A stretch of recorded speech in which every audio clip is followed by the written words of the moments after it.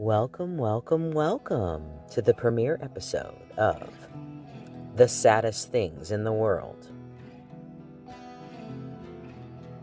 a show where we discuss, analyze, and process some of the saddest things you will ever hear. And why not? The world isn't a sad enough place on its own. The twist is that some stories might end up having a happier ending, and some will remain extremely sad. We will just have to see how each episode plays out. To play us out. What does that mean, to play us out? My friend Tucker and I were going to do this show together, but I guess he didn't want to do it. LOL, shout out. KK, let's jump right in. The saddest things in the world, yes. Here is the tale of the loneliest whale. This story begins in 1989. Top of the billboard that year was Every Rose Has Its Thorn by Poison. Dead Poets Society film was almost #1, traumatizing us all. Something else that happened this time in history is the U.S. Navy made these special underwater microphones to detect enemy submarines. They picked up something like blue whale calls, but they were the wrong frequency. The key notes of the song they were hearing was at a frequency of 52 hertz. Okay, y'all get that? Okay, we're just going to read this little thing and then we'll discuss. The U.S. Navy heard a whale call that was at 52 hertz. It was Bill Watkins, a marine mammal researcher at the Woods Hole Oceanographic Institution in Massachusetts, who first realized the significance of the Navy's recordings. For Watkins, tracking the 52 hertz whale became a passion. A few months before his death, he completed work on a paper that summarized 12 years' worth of recordings. Watkins had found that the 52 hertz whale was not just unusual, but outright unique. He said, "It is perhaps difficult to accept that if this was a whale, that there could have been any one of this kind in this large oceanic expanse," Watkins and his colleagues wrote. Yet in spite of comprehensive monitoring year-round, only one call with these characteristics have been found anywhere, and there has been only one source each season. Okay, what did that say? Basically, with all this guy's research, Bill Watkins, he believes that this 52 hertz whale is the only one of its kind. Therefore, no other whale emitting this 52 hertz frequency, and then of course, if no other whale can hear it or emit it, the conclusion is that the whale is alone and will be forever. So yeah, that's the story of the 52 hertz whale. Onto the doc. Okay, the doc, it was good. Spoiler alert, by the way. Okay, yeah, the doc about it. 52, The Loneliest Whale. It was good.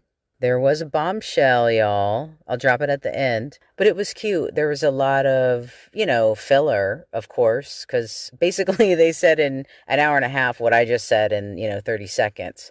But it was cute. It was filmed well, and it was interesting. Besides the end bombshell, the cutest part, I would say, was the part showing artists from all over the world, their art that was inspired by 52. That's what they call the whale, 52. It doesn't even have a name, right? I propose we call him Willie the Whale. But that part was awesome, and the art was very moving.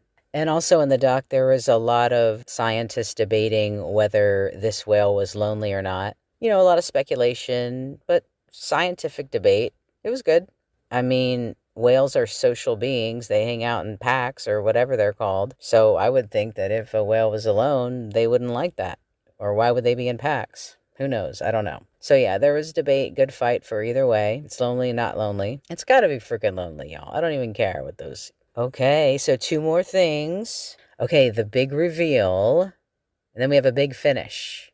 The big reveal is, drumroll please, the researchers found the 52 hertz whale, and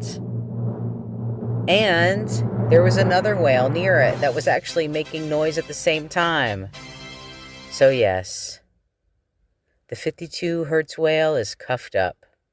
So this episode ended on a happy note, but y'all, this shows the saddest things in the world. Sometimes they won't end on a happy note. This one just happened to. But we'll close with this thing. It's very important. The big finish is about Shamink. Shamink is an orca, still in captivity. He is in a very small tank in South America.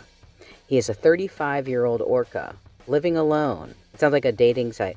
35-year-old orca seeks mate.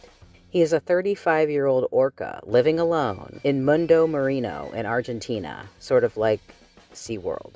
He was captured in 1992 at the age of 4, and he just sits, lays, floats, whatever, in his tank, and he just floats there.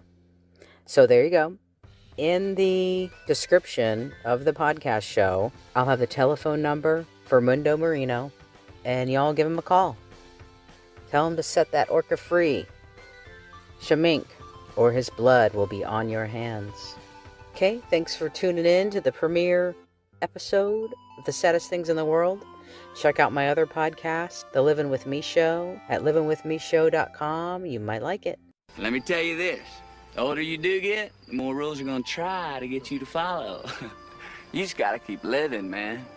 LIVIN. WITHMESHOW.com. Livingwithmeshow.com.